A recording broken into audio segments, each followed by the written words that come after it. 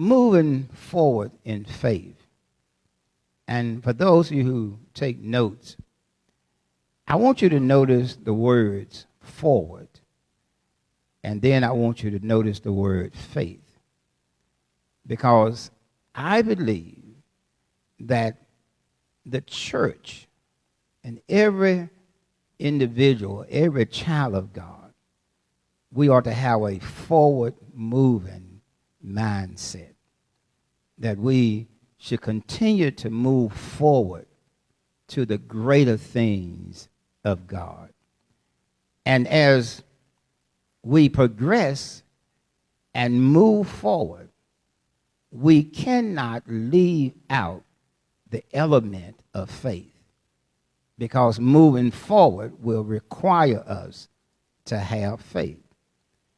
Even though it is strange in this text, and I'll talk about it in a few minutes, God had already promised Joshua that he would win the battle.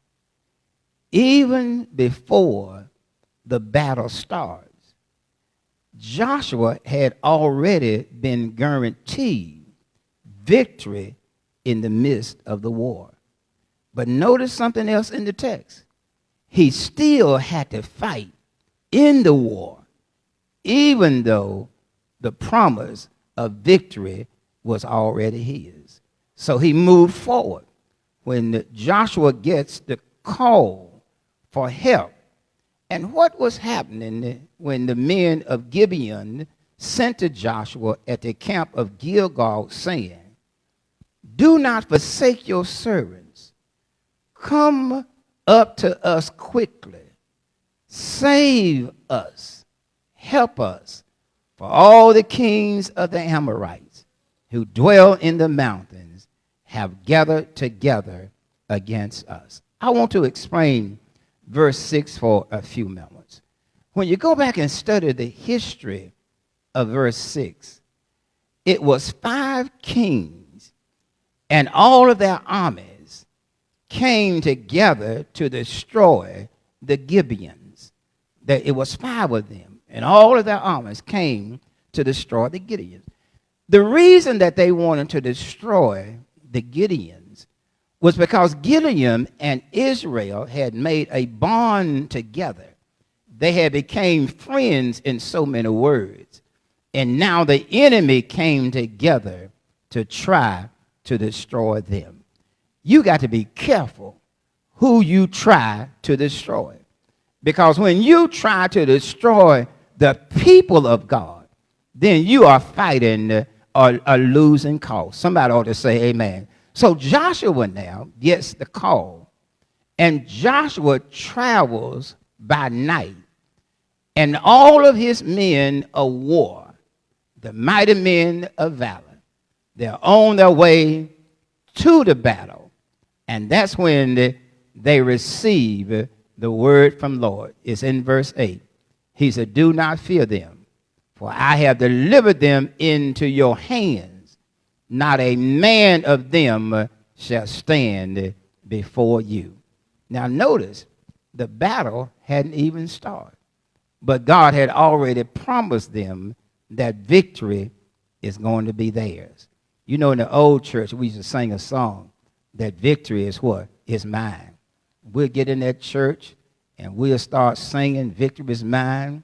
Somebody get the tambourine and put it together, and we'll just be singing, "Victory is mine."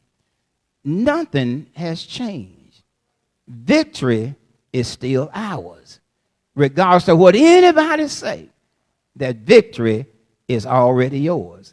Now, you may have to go through some battles, but you can go through the battles in faith, because you know in the back of your mind that victory is already mine.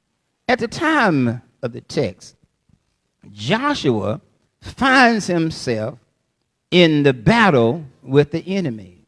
Notice, it was not just one enemy that Joshua had to fight, but all 5 kings had come together in order to try to destroy the Gibeons and Israel. The children of Israel was fighting a visible enemy, not like the invisible enemy that we have to fight today. Somebody ought to say amen. 5 kings had joined forces together in an attempt, and notice I use that word attempt, to defeat the people of God. I stopped by today on a mission, Joanne, to let the world know that the world cannot defeat the children of God, because what the world cannot see is that you cannot see who is walking by our side. We are not in this thing alone, but we got somebody that's walking with us who's called the King of Kings and the Lord of Lords. So in their attempt to destroy the people of God, the enemies came together to destroy Joshua and his people. The text will show us how to continue to move forward in faith despite some battles that you may have to encounter in life. And I want to inject this before I get into the message. Every church, every Christian should have a mindset to continue to move forward in life. We should have forward thinking. We should have a forward outlook. We should have forward progression. In spite of the battles we may face, we must still continue to move forward. I want to tell somebody.